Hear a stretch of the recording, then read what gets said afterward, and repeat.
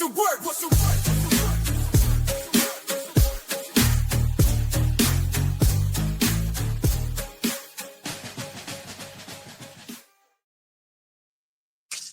That's right. It's the bees of boxing, and we are introducing a new bee by the looks of it. It's the broccoli of boxing. Steve Swift holding a gigantic, clearly no GMO involved broccoli from across the pond. I understand the significance, but I have a question for you. Are there tariffs on broccoli? And if so, how much are said tariffs on a head of broccoli right now, Steve Swift? I don't know of any tariffs on broccoli at the moment. This just arrived in the room, and I don't know why. Well, Okay. I do know why. I mean, it's to be eaten. Okay. It's not. It won't be eaten by me because I can't stand the blooming stuff. But for me, a vegetable is chocolate. It should be renamed. There are no tariffs on this, and this is probably about £300 sterling because it's a lovely head of broccoli, something like that. But I don't know why it's here. I just picked it up because it's here. Maybe it's not there at all. Maybe it's not really there, Steve. Maybe it's AI. And speaking of AI, you got to be very careful these days because it looks like your good friend, Jake Paul, is extremely upset at everybody over this whole AI thing. And we're going to get into that a little bit later on today. We're also going to talk about a fantastic victory by one Boots Ennis this past weekend. And it really puts him into a conversation as to who's next for Boots, who can beat Boots. And Boots is just a wonderful name to have on the bees of boxing. It's another bee, ladies and gentlemen. And speaking of bees, it looks like your other bestie, your other countryman, I don't know if there's an O in that or not, but it looks like Eddie Hearn has put Dana on yet another bee blast. He is not happy with these guys over at Zuffa Boxing, and we're going to get into that one as well. But I would be remiss if I didn't say, first and foremost, thank you all to those of you that are listening to this on all of your podcast providers, iHeartRadio, Apple Tunes, Spotify, Podbean, if you want to do all of that there. If you, go check it out, subscribe, do all of that stuff. If you're watching it on YouTube, thank you so much. Leave us a comment. Tell us how silly we look. Tell us if you like broccoli. I mean, who knows? Maybe it'll be a regular thing. Maybe broccoli will be a character on this. Maybe broccoli will start doing interviews with boxers. I don't know. Silly things have happened in 2025. Could you imagine talking to a head of broccoli? If you're like, hey, Tyson Fury, we're going to do this interview and you're going to have to talk to this head of broccoli. It'd probably be the best conversation he's ever had. Steve Swift, how in the hell are you doing, brother? I'm all right, thank you. A little indigestion, but I'm okay. Windy pops, but I'm okay. I mean, I may be burping and belching and probably farting during this podcast, but that's just the way I am. Oh, there you are. Dyspepsia. I mean, you can take a Zantac, I hear. Or you can, but we don't have that over here. What do you mean you don't have that over there? We have things like Rennies, which are like a, I don't know if a Zantac is you just swallow it whole, because a Rennie it's a chalky thing. Yeah, like an antacid. An antacid. Yeah. That's exactly it. An antacid. I could take one of those, but I have stronger, because I'm so ill, I have stronger indigestion tablets, which aren't working. We've all been there as we get to be a certain age, Steve. I've been there myself. I have a prescription for Pantaloc that I have to take on a daily basis because of acid reflux that I get. It's just due to the stress of my life and getting old and being that much more awesome. You know what avoids all of those things from happening, though, Steve? Don't be pissed off about stuff, because stress and being angry, I mean, it can lead to some very bad things if you're not careful. So you got to get that stuff under control, my friend. First of all, can I be righteously indignant rather than angry? Can I do this? Can I do that? Yes. And when you do that, you look exactly like Eddie Hearn. Let me just say right now, look at that. It's uncanny. It's uncanny. The likeness. Eddie Hearn's a good-looking gentleman. I can't be looking like Eddie Hearn. There's no way. He's not happy though. Although the thing is he? Because I can't sodding well work out whether this is all a work or not. And therein lies the question. Am I right? Because when you listen to the words that Eddie says, for those of you that don't know, let's talk about it a little bit here. Eddie Hearn has gone out and said that he is not happy with Zuffa boxing coming in, which is a boxing league, so to speak. He's not happy about it because they do real boxing and they're transparent, and he doesn't think the Ali Act should be changed. And he thinks that all of the pays that they do over in Zuffa for the UFC and whatnot are abysmal. And he has all of these thoughts on stuff like that, which are wild. First of all, because he's not the one getting paid by Zuffa, so I don't know what he's upset about, unless, of course, one of two things, Steve. Unless he is very upset and he thinks that this is going to take a large piece of his pie, or this whole thing's a friggin' work. Because there's going to come a time, because think about this. What is Eddie Hearn's job? What is it? He's a looker after. He's a promoter, but he's a manager as well. So he's a jack of all trades in some way. But he doesn't own anything. No. Right? He doesn't own a TV station. He doesn't own a company, a league. He doesn't own a promotion. Although you can say Matchroom Boxing, it's it is what it is, but it's a promotional house. It's not a show promotion. So he doesn't really have anything there. So his job is to do what's right for his fighters, for the fighters that he has under contract, that he has a contract to promote. It doesn't matter where they are. It doesn't matter if he's promoting them on Showtime. Doesn't matter if he's promoting them on HBO. Doesn't matter if he's promoting them on DAZN.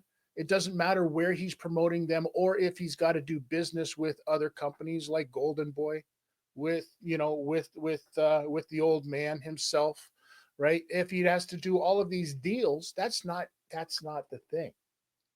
So why is he so upset about Zuffa boxing, Steve? Why? I don't know if he is. I mean, the thing he tends to be kind of not doorstepped, but he's got certain people that he likes to work with. So the stomping ground, is someone that he likes to talk to, and he tends to range, across different boxing items, and in a way, there's saying things to. I'm not saying he's doing this, but it's content, isn't it? We're doing it now. It's content. So when he says, who's going to fight for a Zuffa belt? Who's going to fight for a, all that? He doesn't do it like that. He doesn't do that, obviously. What he might do, maybe at home with Barry, he does. All right, Barry. All right, Barry. All right, Dave. Maybe he does that, and he doesn't sound like that. But apart from that, it's a really close impression. I think, I don't know whether he's because he's palling up with Dana. I mean, he said, "I really like Dana. We're good mates. However, I want to work with him, but against him, if you like." But they've actually, I mean, they've kind of palled up to a certain extent. So I don't know where all this is. I don't know whether it's a bit of roll up, because they are going to have to work with him anyway. So I think it's probably just a bit of a gag, really, or a bit of a work. Just have a bit of fun, because I don't think we don't know what's going to happen, do we? So you can have a good time before things happen. Well, what we do know is going to happen is that Zuffa Boxing has already secured a spot with Paramount, which also means that CBS is involved because they're the owners, which means that there's a potential to have fights on CBS now with Zuffa. I mean, this is the next stage. UFC, boxing, the whole thing. CBS, largest broadcasters out there. This is what they're looking for. So if you're here sitting here telling me that Eddie Hearn isn't going to play nice to get, you know, to get Boots and Terrence Crawford on that card somehow, I'm going to call BS all day long. You know what I mean? So the other part of it is Eddie starts talking about fighter pay and the Ali Act and how his fighters, it's very transparent, you know, what his fighters should be paid, and what Zuffa pays their fighters is abysmal and whatnot. And I want to have this conversation with you, Steve, because I don't understand why this is happening. And I'm going to put this out to you. There's no doubt about it. There's fighters out there that make way more money at the top, like a Terrence Crawford or a Tyson Fury, your favorite buddy, right? With $100 million fight. That has yet to be seen in the UFC. There's no doubt about that. But those are anomalies. Let's face facts. Explain to me why Eddie Hearn, a guy who promotes a plethora of fighters, how he can say stuff like this when, if you're telling me that Lewis Crocker, a guy that Eddie Hearn promotes, who makes $300,000 to $400,000 a fight, that's less than Charles Oliveira just got paid to fight in the UFC for a fight night, no pay-per-view points, nothing like that. And Charles Oliveira is not the biggest star in the UFC. So where's this argument? Because yes, there's obviously people in the UFC that make a lot less. You sign on for a 10 and 10. 10 if you win, 10 if you tend to show up. But there's also a lot of boxers out there that are lucky to make 10 and 10. Why is there always going to be this argument? Explain to me and go. Well, he's, in a way, he is, because the chips haven't fallen yet, so we don't know what it looks like. He's doing what he needs to do. By the way, Frank Warren very quiet at the moment. This is exactly what happens with Frank. He's smooth.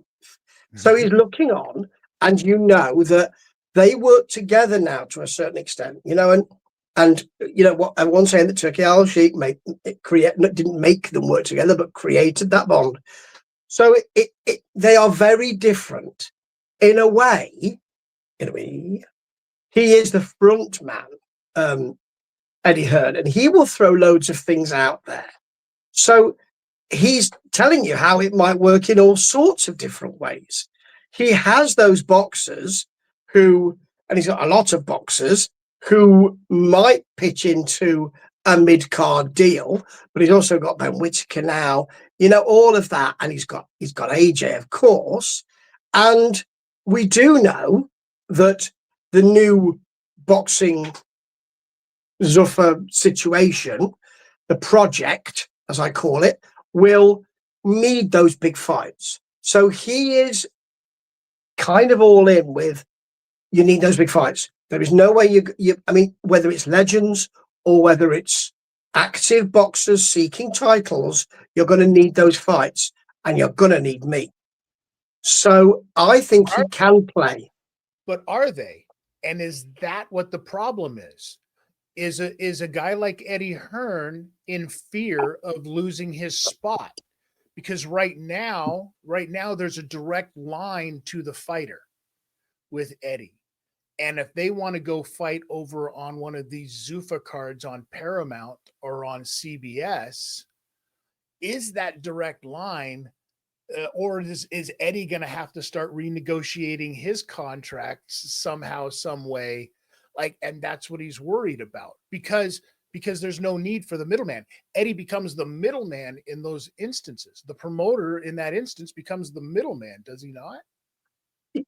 Yes, but everybody needs, every entourage needs a I'm not going to call him a joker or a fool. That's a different matter entirely. And Eddie Hearn definitely is not that. But a hype man that you have around. Now, Dana White's not that kind of hype man. Never has been. And neither is Turkey Al Sheikh, not that hype man. Never has been, can't be allowed to be. So you're going to need a hype man. And him in the middle of that, doing the Don King, don't pull a face, Don King only in America stuff, you know, all of that is something maybe that Eddie Hearn can do. Get in the middle of that and mess it around a bit and say, isn't this fun? Are we having a good time? Because I can make you laugh and I can create column inches. And that Tidster is what he's doing at the moment. You know, when I look at boxing news, it's all Eddie Hearn. Because not all of it, but most of it. I mean, 70% of it is because he's always there using his social media. So if you need a hype man, that will be Eddie Hearn. He can be a bit more than a hype man. So maybe that's what he's pushing for. I wouldn't be a bit surprised, and it would give Dana and His Excellency Turki Al Sheikh to kind of maintain, you know, what's going on from 5,000 feet above, you know, and they can just kind of look down and have all of these promoters kind of dancing for them. All of these guys that were sitting around, you know, shit talking the whole thing from the get-go. And they're like, but you don't understand. You're a plebe in the world as a promoter at this point because we have the TV deal. If you don't like what we have to offer, go get your own TV deal. Now, TV deals are aplenty apparently, and I will say it again, I am looking so forward to the fact that the British heavyweight title is being represented again. You know, when you think about all of the greats that have ever had the British heavyweight title, Lennox Lewis, of course, one of the greatest of all greats, and then your buddy, of course, Tyson, what's his face? He has also had it. So, I mean, listen, Boxer back on BBC, October 25th, Fraser Clark, Jamie TKV. It's going to be a hell of a fight. We've seen some of the undercard, some of the fights that are on the undercard. It's close to you. Let's hope that maybe we can reach out and get you involved in there somehow, maybe ring announcing, maybe fighting, maybe a corner man, maybe you kind of step in. We'll get you a fight. What do you think? Yeah, the spit bucket is made for me. You know, that's it should be on my CV. Yes, I would. Yes, that would be lovely. And the thing is that, as I say, the BBC holds an enormous cachet, and here in Britain, we're certain people are a bit sick of it because they've had it for the whole of their lives. But in other countries, it holds an enormous place, and it's serious stuff. You know, it's not Johnny come lately cable TV. It isn't. It isn't Sky, and it isn't BT. And I'm not making any nasty denigration of those two. I'm saying that, you know, we had, when I was growing up, 3 channels: BBC One, BBC Two, ITV with commercials, and then we got Channel 4 in 1982, and now we have Channel 5. So that's all we've got free to air. You've got your cable on top of that, but that's all we have. So BBC has an enormous place for me growing up. Those kind of programs I watched, always on BBC, all of that, the stuff I learnt, you know, the documentaries, always on BBC, great films. BBC is a big thing, and the sports still, you know, match of the day, soccer, football, still there on a Saturday night, still enormous amounts of viewing figures. And Ben Shalom has done something extraordinary by thinking in a different way. I hope that he has his hands or can get all of the old footage.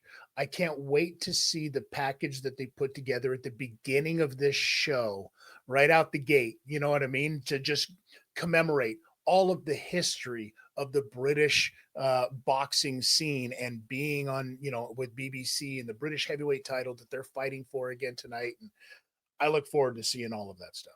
Do you know what will be lovely? And people talk about, and they say, well, he hasn't got that many dates and all of that. But if he did a deal, and you wouldn't put it past him because he's good at the deal, it seems to me, if he's got a deal for some of that footage, then he might be able to put together old British boxing shows, Ken Buchanan and Henry Cooper and Alan Boom Boom Minter, and all of that would be extra. Charlie Magri, all of those would be amazing. Just to do an hour of that every Thursday, Friday night, that would bring them in, and he'd get good figures for that. So if there is that, I would love that part of it too.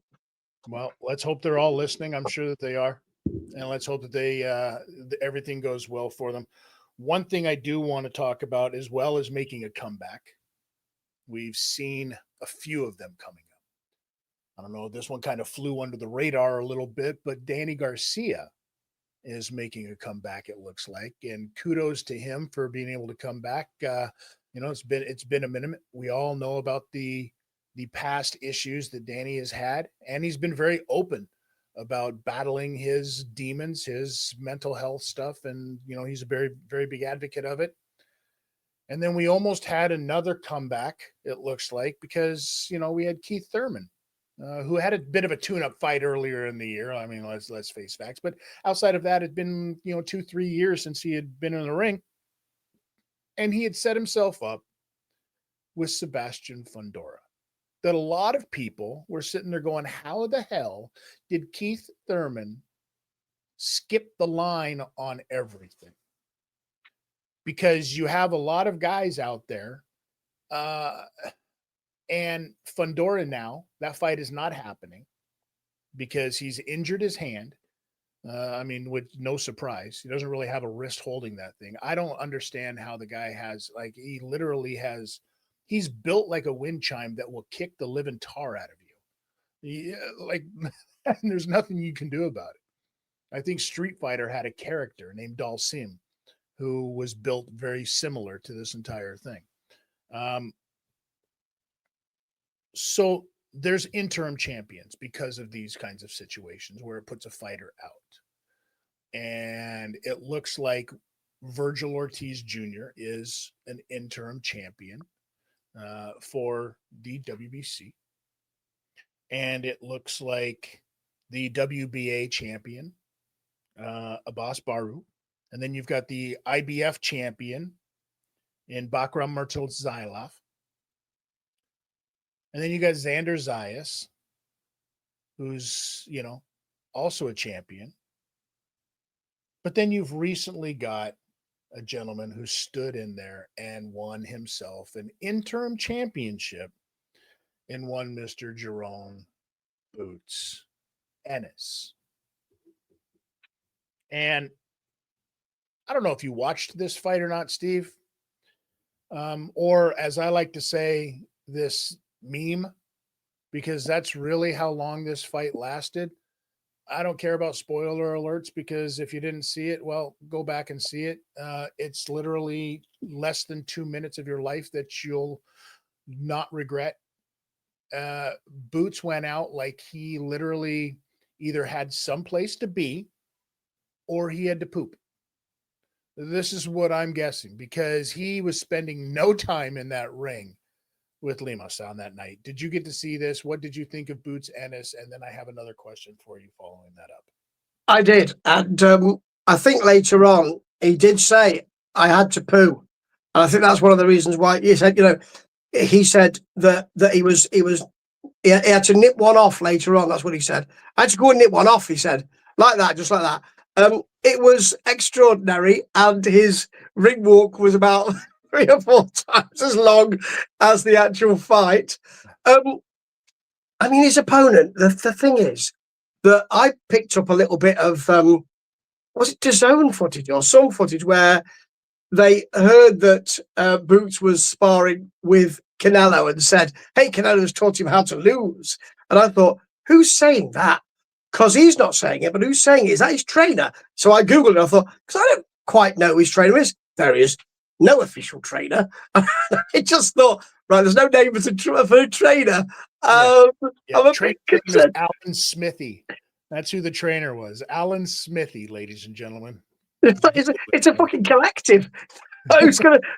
Well, I'll just do a bit of ring work with you, and then you can go and clean out the toilets with him. Well, when your home gym is listed as YMCA, I don't know how much you're really getting there. There's a thing in acting when you've got an advert in one of the trade magazines, and in England, what you say is no sole agent. That means you haven't got a fucking agent. If no sole agent, there isn't an agent. And I just thought, I think this is quite a DIY situation that the gentleman finds himself in. Well, here's the thing. Then you got to ask yourself. I mean, by all means, Boots went out there and did exactly what he was supposed to do. This is what we've been wanting from him. Everybody was like, oh my God. So you handpick a guy who you put in front of him and he annihilates him in no fashion whatsoever. Boom, done, finished. Now you have to ask yourself, what's next for Boots? Because we know what they really want. What they really want is they think that Boots is going to be the guy, and Eddie Hearn's talking about it already. He's the guy to face Crawford. He's the guy to beat Crawford. Bro, for one, you can go back. I love me some Boots Ennis, and I've said he's a fantastic boxer, but you're not jumping the line that far without there being some kind of hold on a second here, because those names that I just mentioned to you before, Xander Zayas, Sebastian Fundora, Myrtle Azayev, Virgil Ortiz Jr., Baru, like these are all guys that are belt holders in that weight class that he is now in. If he thinks he's going to chase that to try to get the money, he's going to have to go through one of these, because this is also, if you notice, when I said all of these names, all of these are different belt holders. There's no unification yet.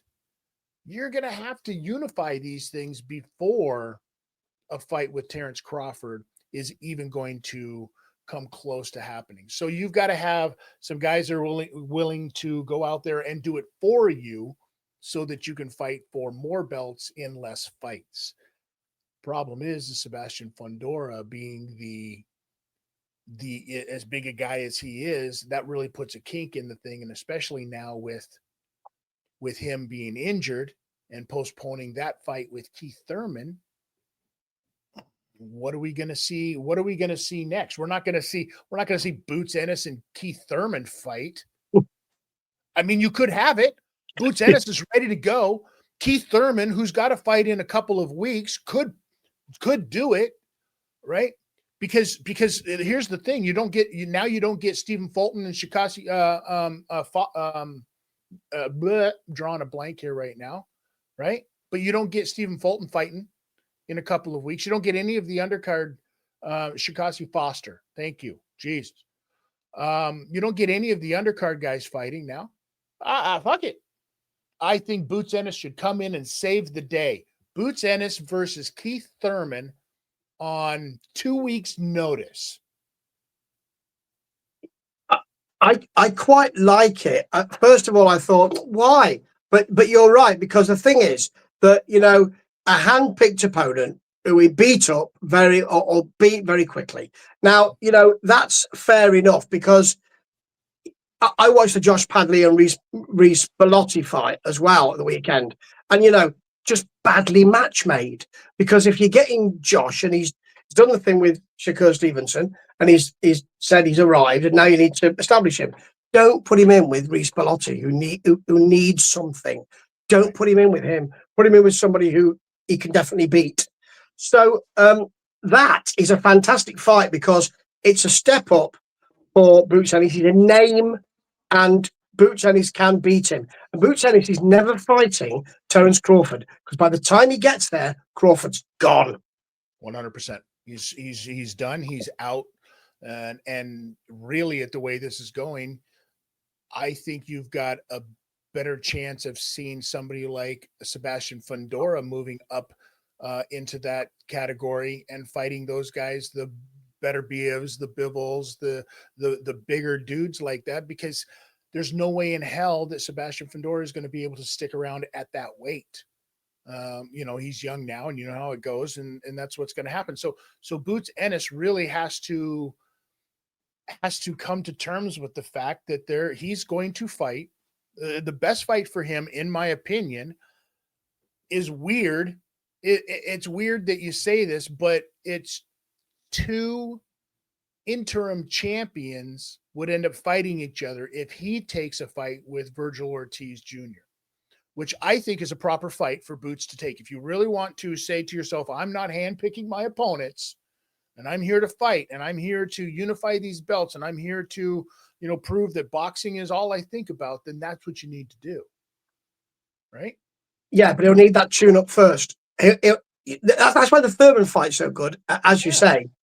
Just quickly, Thurman fight, get it done. And then you can say, I'm here now. There is that. No one is going to say to Boots Ennis, no, yeah, you couldn't fight him yet. Oh, you couldn't do it. You need another fight. Most people are going to say, yeah, because I don't detect anybody saying, oh, handpicked opponent, you beat him, so what? What people are saying is, that was great. And no one has said about Eddie Hearn, apart from me, I'm just about to, that he looked ridiculous when he said, this is the best fighter I've ever worked with. He's the best fighter, and all that. He's the best fighter. He doesn't do that, but maybe he will now. But the thing is that no one's saying that Eddie Hearn is overstating the case. There's a nice honeymoon period for Boots. And so he could take that fight and then in a way, I'm not saying that I'm not denigrating Keith Thurman, but a proper fight, as you say, proper fight, a big step up for me now. Thurman was a bit of a baby step, and I've done that. And then if he fails against Thurman, then we know where he is. And people will say to Eddie, wind your neck in, and he'll say, oh, I was wrong. But if he beats Thurman in the way I think he would do, then yeah, any of those fights would work. But that'd be a serious fight. Yeah. And we know how, injuries can happen. It's his hand. So it could be a lot longer than just a little postponement. Keith Thurman may need to fight as well. Who knows? We've seen it because there's also been news just came out. Good friend of ours, Ryan Rozicki, re-injured his bicep, and now his fight at the end of this month has been postponed again. I mean, so, he is certainly, if you follow his socials or anything like that, he is not giving up on it. He says he'll fight this thing till, the wheels fall off. And I think that that's fantastic, especially for a guy like him. And I, for one, cannot wait. We wish him all the best.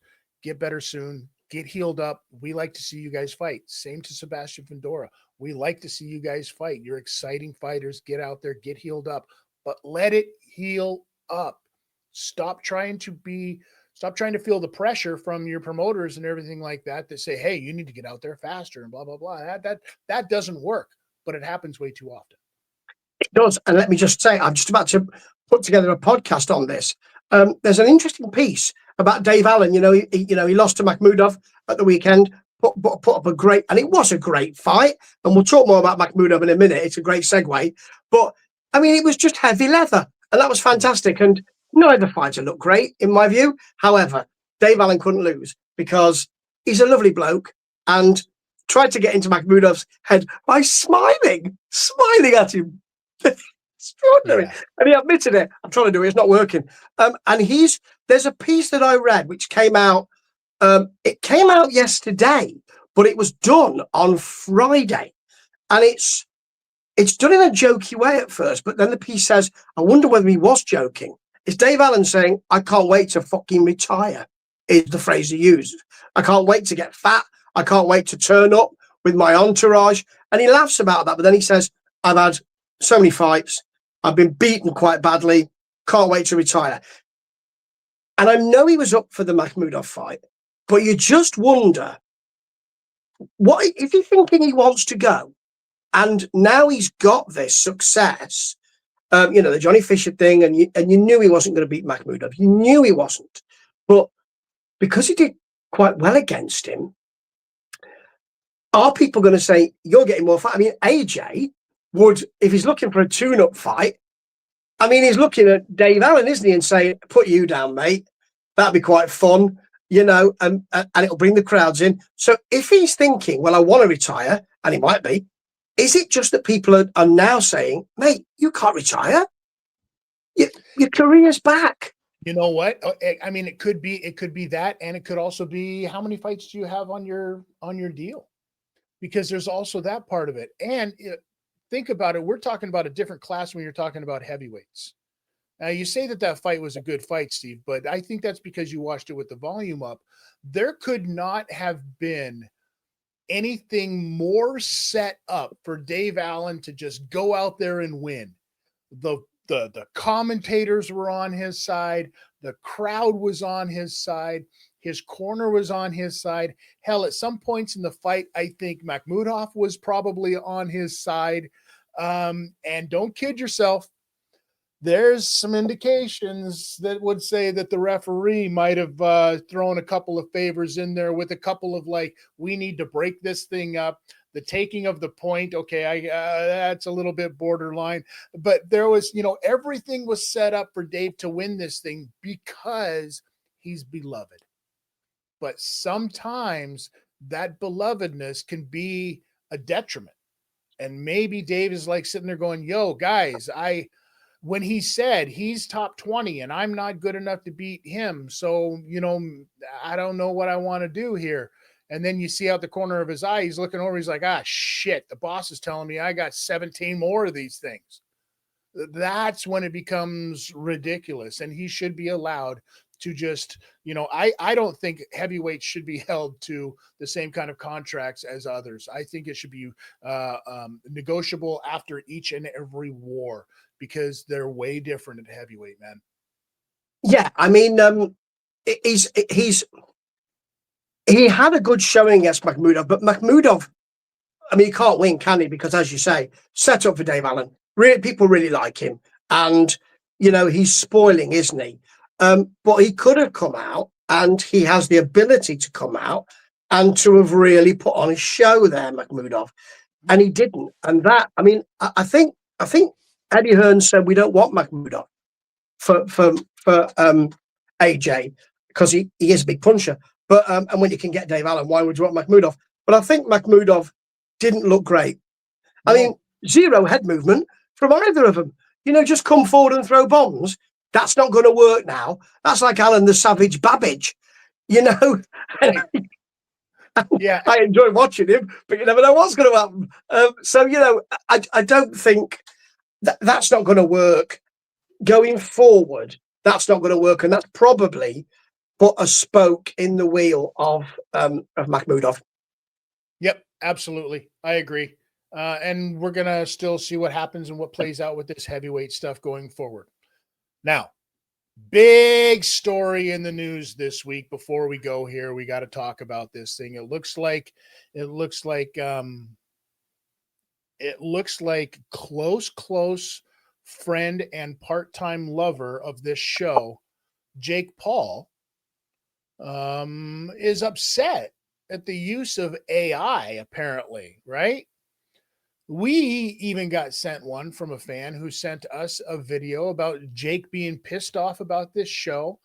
I'm not going to air it here because I don't know if we can. We'll probably get pulled for it anyways, because it appears that there's these programs, okay? There's these programs that you can use, but for some reason, when you're doing some of these posts about Jake Paul, some of them, it won't let you post it unless you pay extra money or whatever, I'm sure. Do you think this whole thing is legit, Steve, or do you think that this is a gigantic marketing plan from Jake and his team himself because he's catching so much heat for getting into a fight with a much smaller fighter? Well, the fight itself, the more you hear about it, the less.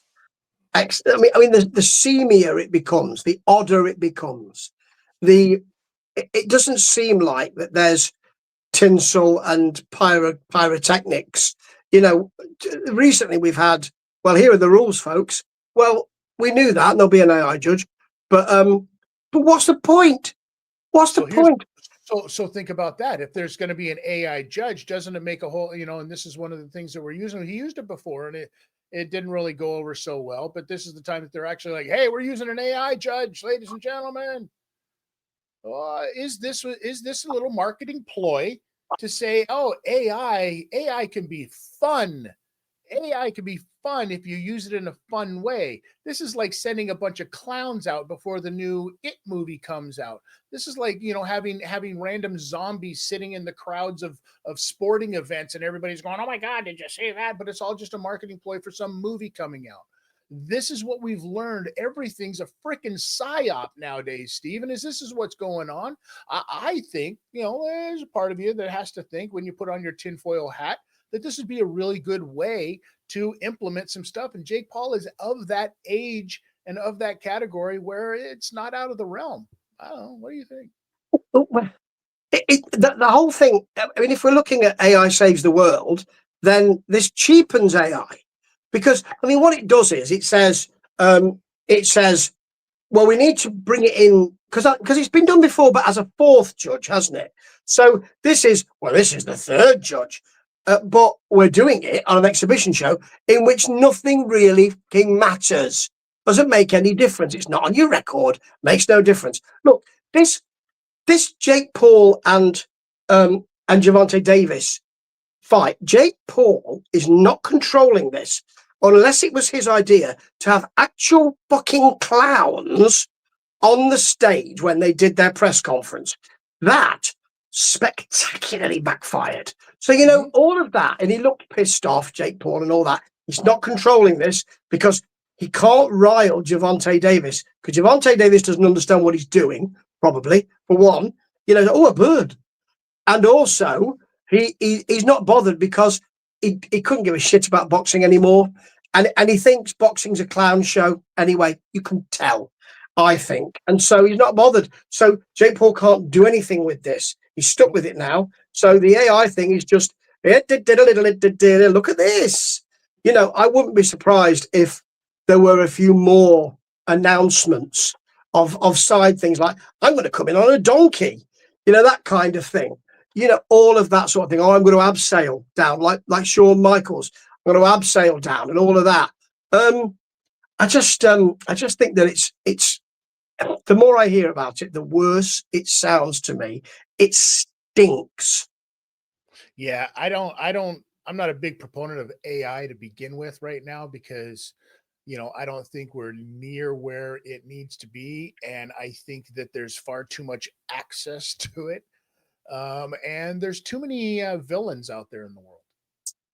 Yeah. There really are too many villains who are going to use all of this technology for the powers of evil. Yes. And the thing is that, if you're talking about AI music, and I reviewed an AI rock album, but you need to be able to program the fucking thing. And you need some talent to be able to do that. So I don't know how it works. I don't want to know, but you can't press a button and just say classic rock and it gives you something brilliant. So the album I listened to was, it was usually, it was loud guitars, quiet verse, loud chorus, singer sounds like Chris Cornell, Take Me Home. That was it for every song. And I just thought, you don't know what rock is. So you need to put the stuff in. You need to put good stuff in to get good stuff out. Which is why when I'm eating chocolate, I'm getting fat out, and I know that. Speaking of which, I mean, shout out this guy right here. Huh? Punchlines like pressure. Hey yo, hey yo, hey yo, hey yo, hey yo, punchlines like. Everybody, go check out that Laz the Third stuff. It's all about our friend Steve Swift. Steve, as always, an absolute honor, an absolute pleasure. We are in Halloween month, so go out there, see some horror flicks, watch some stuff. I just watched a thing on the BTK killer earlier today. Fantastic stuff. Do yourself a favor, go check it all out. Steve, what are you going to be reviewing over World Weary Guy 1?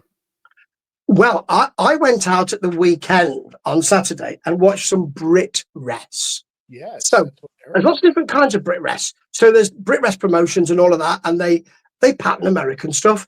There are some here in the north of the Britain, the north of Britain, where nothing ever grows. They have several promotions here, but this was a theatre. I've played it, folks, and they just brought wrestlers on. So they must have paid somebody who knows local wrestlers, but it was set on a stage, so you couldn't do three sides of the ring. So everything had to be out. I've never seen that before, and they knew exactly what they were doing. It was full of kids. The kids were screaming and shouting, running around. Not that they were disinterested; they were just fucking angry. All those heels. And there was a school teacher type called Mr. Williams, who was a heel manager, and he was saying, "Sit down, do your homework," and all of that. Kids hated that. It was beautifully done, and I loved it from beginning to end. Fantastic. Yeah, there's nothing more fun. There's nothing more fun than any of these, like, family events, and you can get away with that at pro wrestling. You can't really get away with that at MMA events or boxing events or Thai boxing events, kickboxing, any of the wrestling stuff. The adrenaline is way different. And trust me, I did professional wrestling for 26 plus years, so I get it. The feeling that you get from those kids, because I've also been in wrestling tournaments, I've been in MMA tournaments, I've been in those karate tournaments, all those things. The adrenaline from the kids is way different at a pro wrestling show. Even the kids get it. So if they're getting it, just go have fun with it, man. There's no need to be a jack off. There's no need to be a tough guy. It's a show and everybody's having a fun time. I, for one, think that's fantastic. You got to see that, Steve. That's so cool. It's brilliant. And I also was delighted because one of my favorite classic rock singers, who wished my wife a happy birthday recently, Graham Bonnet. I forgot his name then for a minute. What the fuck? Graham Bonnet is coming back, and he's got a covers album out, but he's released a single. I won't tell you what it is. Go and have a look at it. It's a classic Rainbow track. He's still got the bellow. It's still there. And even though he doesn't go up to those high notes, some of them I thought, are you going to get this? Oh, effortless. Just fantastic. I've seen it recently where he was struggling a little bit when you see things on YouTube. That, I just thought, the man's in his 70s, isn't he? It's like Rob Halford. Extraordinary.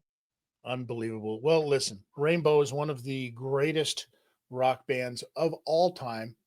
And if it wasn't for them, I mean, you wouldn't have Deep Purple. Yeah. We'll talk. We'll that. We'll talk about that. We'll have a talk off camera. That's right. All right, Steve. Well, listen, ladies and gentlemen, it sounds like I'm about to get it handed to me off the camera here, and as soon as we're done with this, so that only means that there's only one thing that I know how to do, and that's remember that I got to remind Steve each and every week that Wu-Tang is for the children. So go easy on me, but I will remember to tuck my chin.